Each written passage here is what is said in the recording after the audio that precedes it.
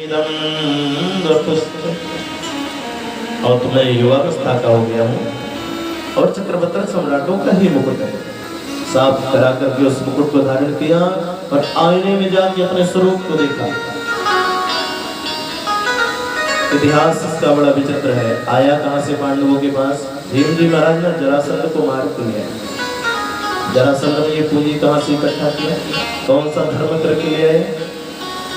बोले 20,000 ऐसे निर्दोष राजाओं को नरबली देने के लिए बंदी बनाया था जिनका कोई दोस्त नहीं, और उनके छोटे छोटे मुकुटों को तोड़वा के विशाल मुकुट का निर्माण किया।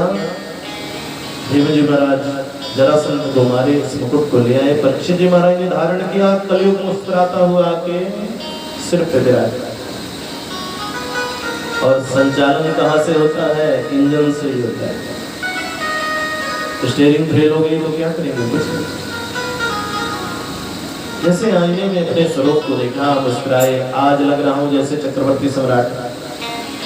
तो मन कहता है कि चक्रवर्ती सम्राटों का धर्म क्या है महाराज?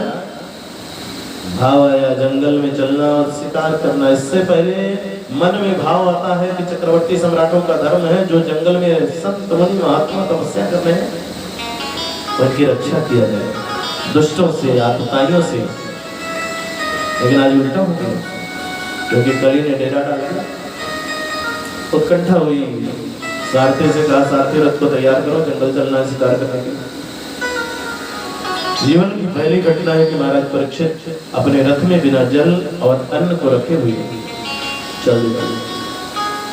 पहले राजा लोग जब घर से बाहर निकलते हैं, उनके पास जल होता है, अन्न होता है। जंगल चल रहा हूं, कोई अतिथि मिल जाए, भूखा प्यासा मिल जाए, याचना कर बैठे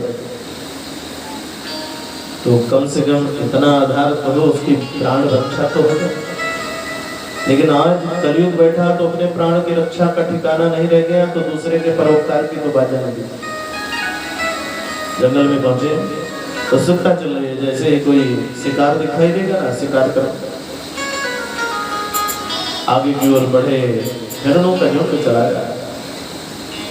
सारथी ठहरो ठहरो, इधर तर्कस से बाण निकाला और जो ही निशाना बनाया। भगवान बड़े दयालु हैं, अपने भक्त की रक्षा किया।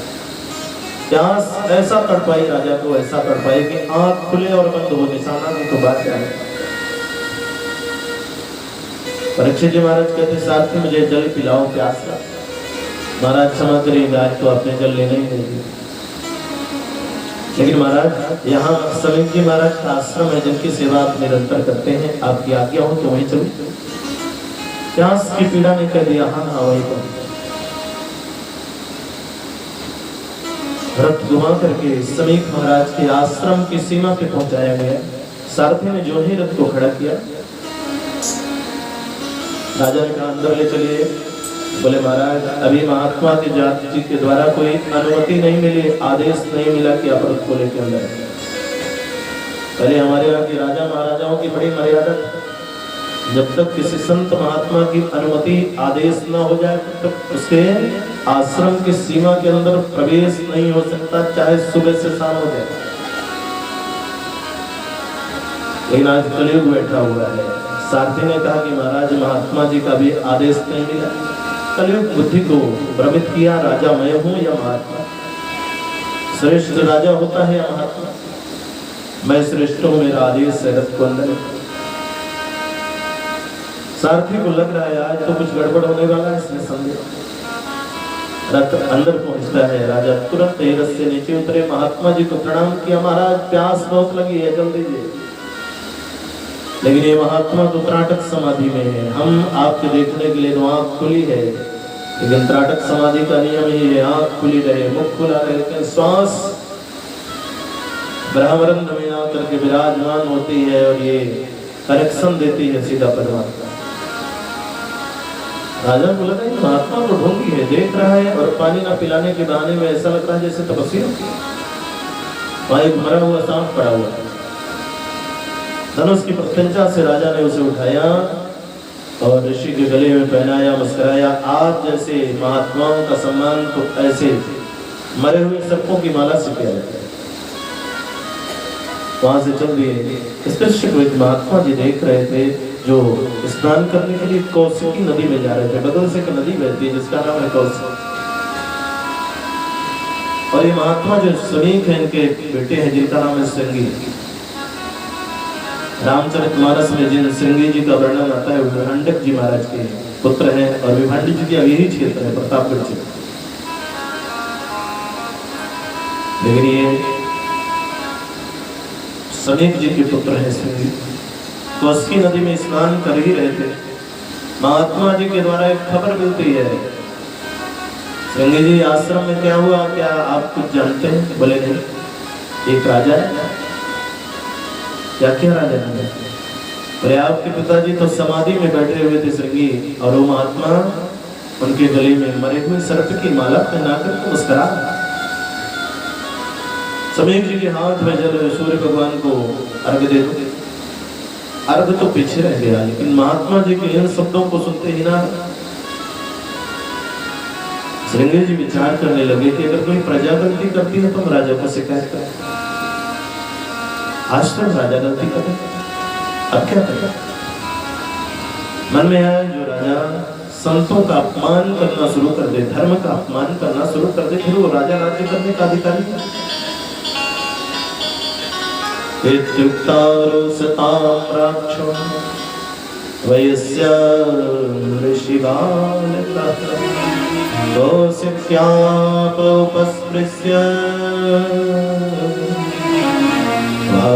वज्रं विशशर्पः। आँख का जो जल है, श्रृंगी जी ने विचार किया अब हमारे पास एक ही मार्ग है, और वो है धर्म का दंड। जब राजा भी विवेक शून्य होकर के अन्याय में आ जाए तो धर्म के दंड से ही उसे सुधारा जा सकता है। हाथ में जो जल है उसको लेते हुए श्रृंगी जी ने श्राप दे दिया, तिलंघितमर्यादं अच्छतः सप्तमेहनि दंथयति स्म कुलांगारं योदितो मे तदुद्रहम्। हाथ में जल है, नेत्रों में अश्रु भरा है। जिस राजा ने मर्यादा की ऐसी उल्लंघना की हो, मेरा ये श्राप है, आज के 7वें दिन किसी सर्प का जो वंशज है तक्षक, उसे दंश करे और उसकी मृत्यु हो। राजा साहब ने ये माला पहनाई और वहां से महल की ओर प्रस्थान किए कि चलूंगा जल ग्रहण कर। श्रृंगी जी जब आश्रम में आए, पिताजी के गले में मरे हुए सर्प की माला को देखा, आंखों में आंसू आ गया, रुदन करना शुरू किया। और ऐसा रोया कि पिताजी की समाधि को, बेटा क्या हो? पिताजी कोई राजा है, उसने आपके गले में मरे हुए सर्प की माला डाली और मैंने उसे श्राप दे दिया है, आज के 7वें दिन उस राजा को देखो। सुनते ही समीक जी को आश्चर्य हुआ, ये राजा कौन है? कहीं परीक्षित जी से तो ऐसी भूल नहीं हुई, और भूल हुई तो हुई। तुरंत ध्यान लगाए, देखा ये तो परीक्षित ही है। पर ऐसा कृत्य क्यों किया? क्योंकि कलयुग इसके सिर में बैठ। बेटा तूने गलती कर, तुझे क्रोध ही करना चाहिए तो राजा के क्रोध पे तुरंत ही समीक जी महाराज ने अपने एक शिष्य को भेजा, जाइए परीक्षित से कहिए कि आपके जीवन के 7 ही दिन है, इन 7 दिनों में अगर मृत्यु को मंगल बनाना चाहते हैं तो तैयार।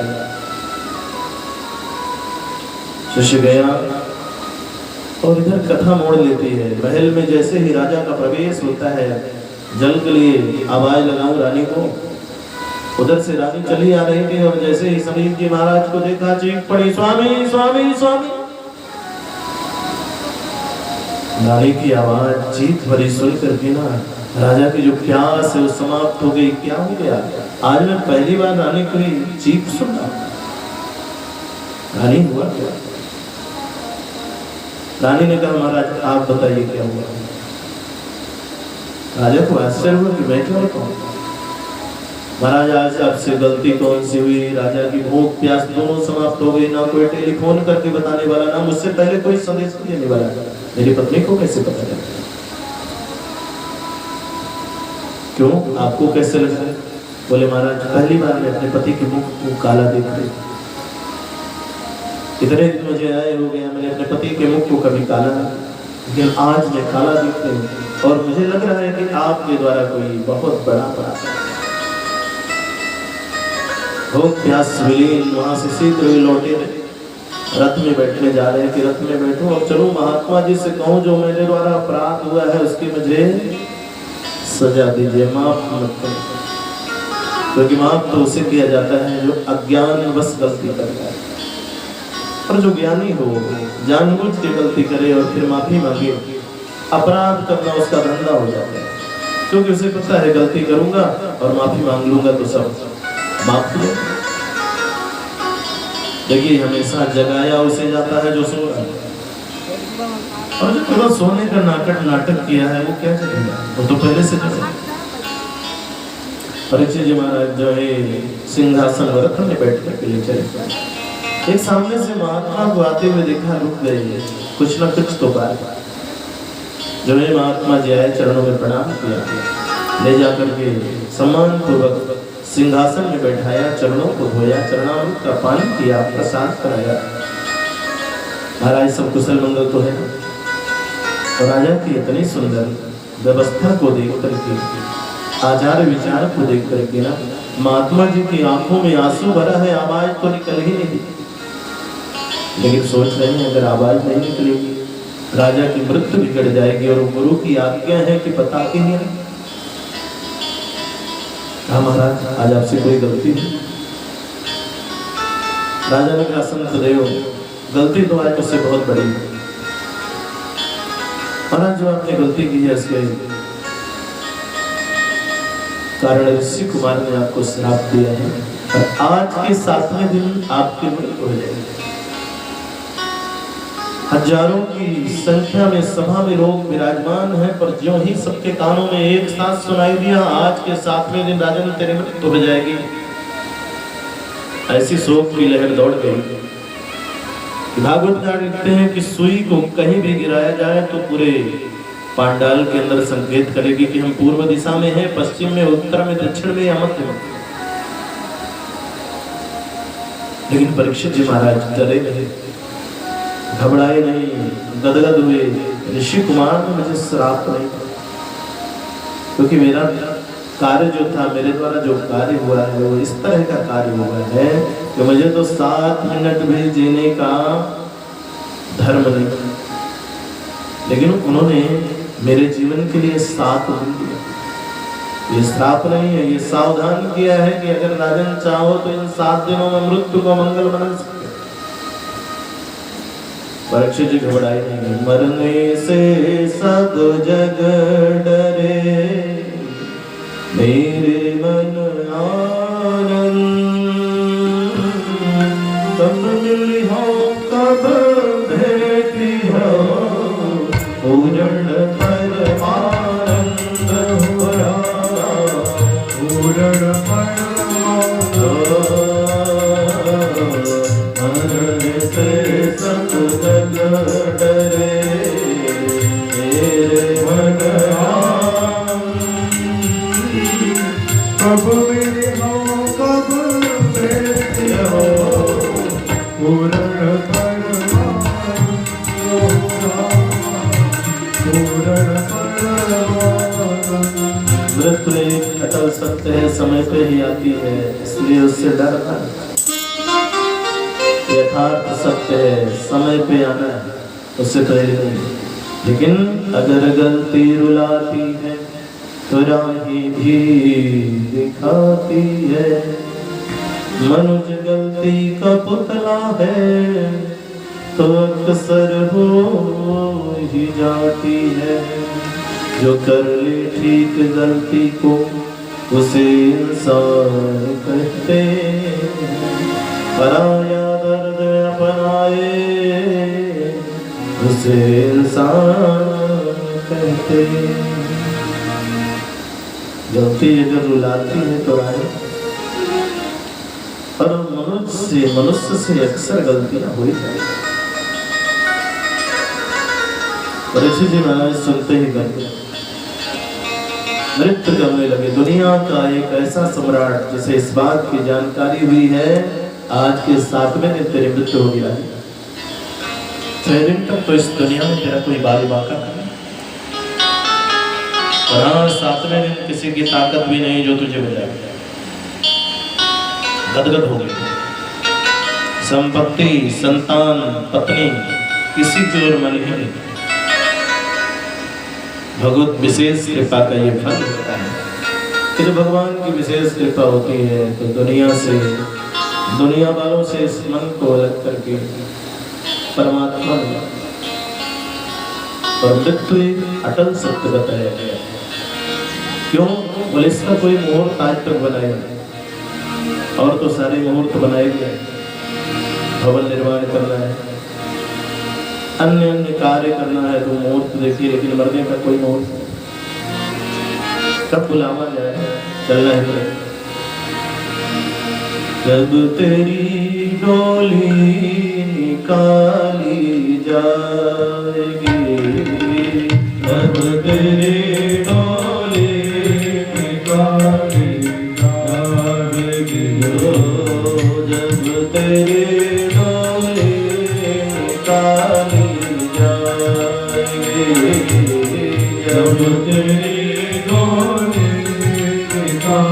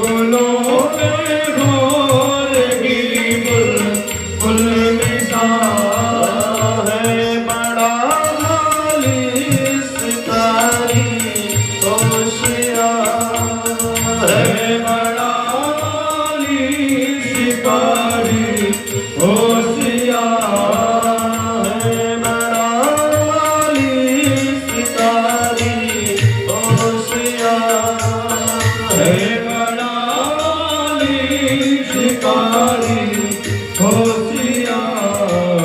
मार कर दो गिरानी जाए,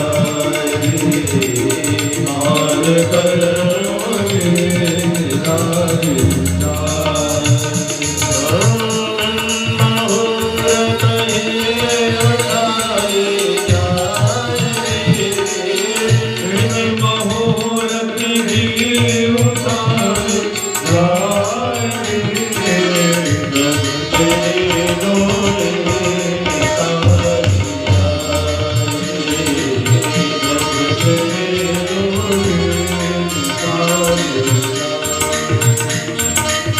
जब सिकंदर का यही सब रह गया, जब सिकंदर का यही सब रह गया।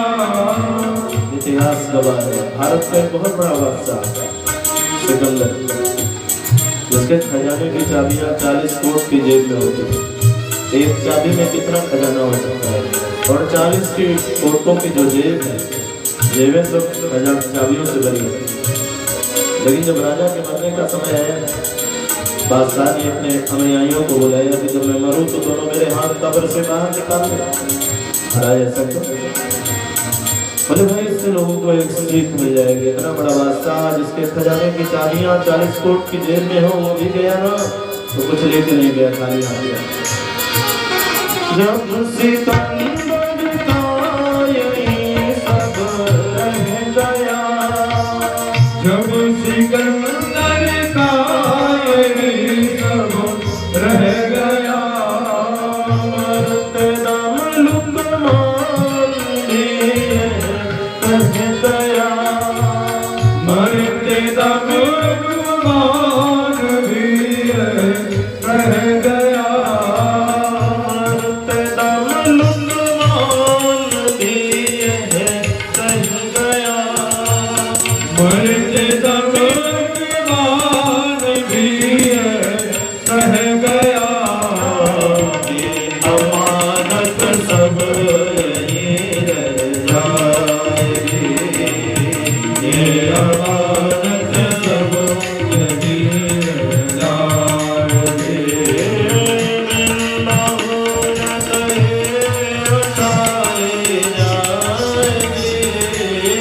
इन मुहूर्त भी उतारी जाएगी, जब तेरे ओले निकाली जाएगी, जब तेरे ओले निकाली होएगा बदलो तुम्हें तेरा हिसाब, होएगा लोक में तेरा हिसाब। साधक ने सावधान किया है कि यहाँ तो झूठ बोलने के बाद भी हम सत्य हो जाते हैं, करते गलत काम है लेकिन उसके बाद ये कहते हैं हमने गलत काम नहीं किया। क्योंकि यहाँ तो झूठ चलता है, काम बन जाता है, लेकिन जब यहाँ से प्राणों का प्रयाण हुआ और जीव आत्मा अंगुष्ठ मात्रा इतनी बड़ी होती है, पहुँचती है यमपुरी, सारे बही खाते जब निकाल दिए जाते हैं और हमसे पूछा जाता है कि आपने ये किया, वहाँ क्या झूठ बोलेंगे? अगर झूठ बोलते हैं तो सारी पिक्चरें चालू कर दी जाती है, क्योंकि सावधान भगवान ने हमारे लिए 14 लोगों की ड्यूटी लगाई है कि देखना ये जीवन में क्या क्या करता है। 6 श्रवण चित्र और 6 लोग देखने वाले, 6 लोग लिखने वाले, एक फोटो खींचने वाला और एक ले जाके गुप्त विभाग में रख देने वाला। कब तक ये जब तक की यात्रा पूर्ण नहीं होती। तो होएगा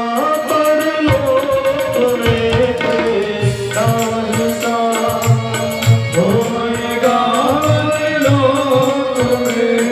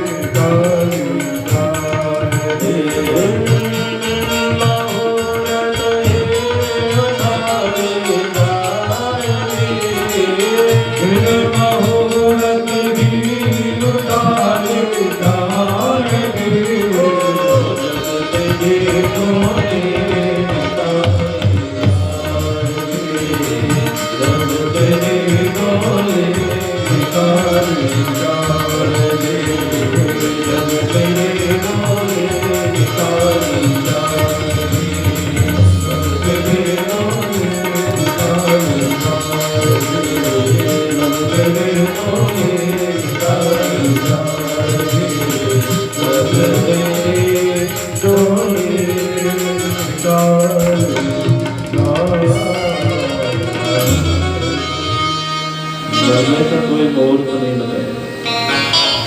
जब बुलावा आएगा, चाहे तो प्रसन्नता के साथ चला जाए और चाहे कष्ट के साथ चला जाए, लेकिन चलना तो पड़ेगा।